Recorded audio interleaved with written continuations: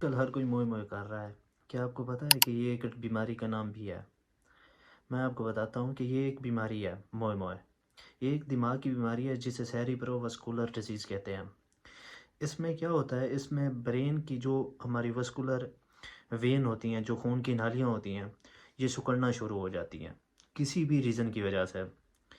یا اس میں کوئی بلاکیج آ جائے، خون کی نالی بند ہو جائے، اس کی وجہ سے سکڑنا شروع ہو جاتی ہیں.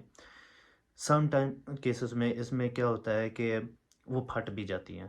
دماغ کے خون کی نالیاں تنگ ہونا شروع ہو جائیں تو اس کی وجہ سے دماغ کا ایک مخصوص حصہ ہے جو چھوٹا ہونا شروع ہو جاتا ہے، جس کی کچھ علامات شو ہوتی ہیں.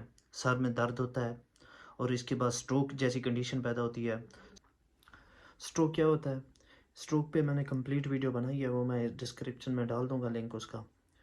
اس میں یہ ہوتا ہے کہ خون کی نالیاں جو ہوتی ہیں نا وہ سکڑ جاتی ہیں، تنگ ہو جاتی ہیں، اور اس کی وجہ سے خون ہمارے دماغ کے حصے کو مہیا نہیں ہو رہا تھا، اور اس کی کا پریشر بڑھ جاتا ہے. آگے خون کی نالیاں بند ہوتی ہیں، جس کی وجہ سے